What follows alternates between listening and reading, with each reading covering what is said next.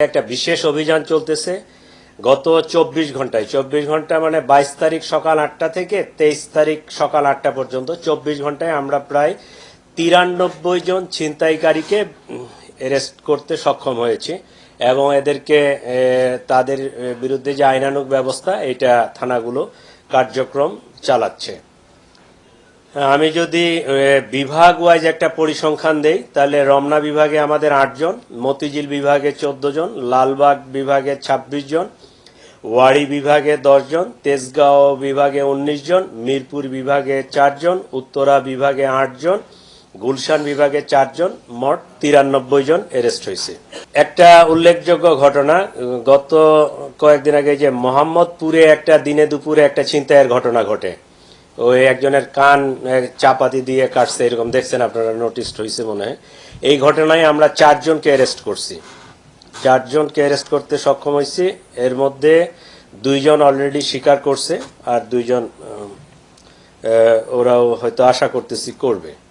এই আলামিন 25, মোহাম্মদ ফয়সাল হোসেন 20, মোহাম্মদ রবিন হোসেন 25, মোহাম্মদ ইমন হোসেন 20, এই 4 জন ওই ঘটনায় গ্রেফতার, যারা ঘটনার সাথে সরাসরি জড়িত ছিল। এছাড়া এই শেরেবাংলানগর থানাধীন আগারগাঁওস্থ ফুল মার্কেট সংলগ্ন এলাকায় একটা ছিনতাইয়ের প্রস্তুতিকালে ওখান থেকে আমরা 3টা চাকুসহ 4 জনকে গ্রেফতার করি। গ্রেফতারকৃতরা যে উল্লেখযোগ্য তার মধ্যে জুয়েল 22, মনির 35, ইমন 22 আর আশিক 25, তাদেরকে গ্রেফতার করতে আমরা সক্ষম হয়েছি। আমাদের এই ছিনতাই প্রতিরোধে আমরা যে নির্দেশনাগুলো দিয়েছি, যে ব্যবস্থাগুলো নিয়েছি, তার মধ্যে উল্লেখযোগ্য যদি আমরা বলি, সেটা হচ্ছে আগে আমাদের ওই ছিনতাই প্রবণ এলাকাগুলোকে চিহ্নিত করা, ক্রাইম প্রবণ এলাকাগুলোকে চিহ্নিত করা, কারা এই ছিনতাইয়ের সাথে জড়িত তাদেরকে চিহ্নিত করা এবং তাদেরকে অ্যারেস্ট করার সর্বাত্মক প্রচেষ্টা চালানো।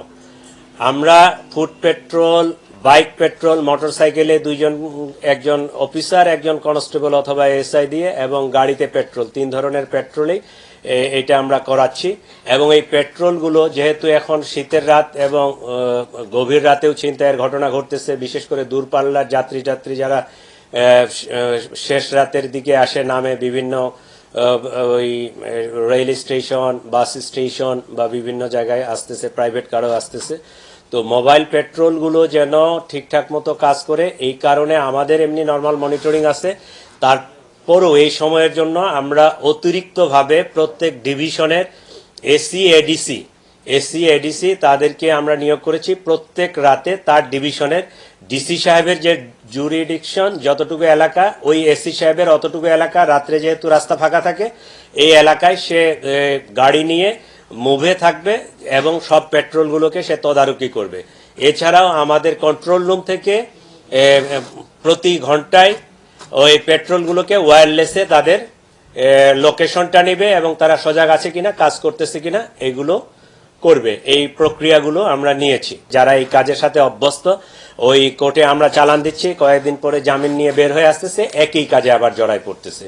তো তারা যেন জামিনটা না হয়, বিশেষ করে এই যে মহানগরীতে আমরা প্রায় 2 কোটির মতো লোক বসবাস করি, তাদের নিরাপত্তার কথা চিন্তা করে তাদের আমরা কোর্টকে বা সংশ্লিষ্ট বিচারকদেরকে রিকোয়েস্ট করব যেন তারা খুব সহজে জামিন যেন না পেয়ে যায়, আমাদের নিরাপত্তার কথাটা চিন্তা করে।